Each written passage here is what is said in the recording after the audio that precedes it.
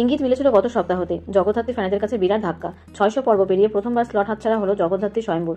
দীর্ঘ সময় পর কথার হাত ধরে ছোট পর্দায় ফিরেছে সাহেব। অন্যদিকে সুস্মিতার পরপর দুটো মেগাই সেভাবে সাড়া ফেলেনি, তবে দুজনের যুগলবন্দি কিন্তু সুপারহিট। শুরু থেকেই পর্দায় দাগ কেটেছে সাহেব সুস্মিতার রসায়ন, তার প্রতিফলন এবার টিআরপিতে।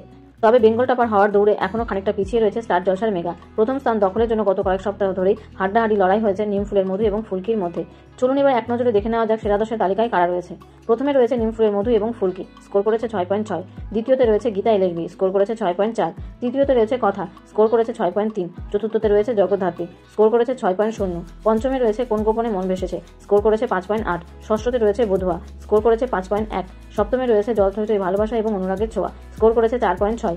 অষ্টমে রয়েছে আলোর কোলে, স্কোর করেছে 4.5। নবমে রয়েছে রোশনাই, স্কোর করেছে 4.4 এবং দশমে রয়েছে তুমি আশেপাশে থাকলে, স্কোর করেছে 4.2। কোন গোপনে মন ভেসেছে ধামাকা প্রমো সামনে এসেছে সম্প্রতি। কিঞ্জলের কামব্যাকের ট্র্যাক নিয়ে উত্তেজিত ভক্তরা, তবে এই সপ্তাহতে পঞ্চম স্থান নিয়ে সন্তুষ্ট থাকতে হলো তাদের।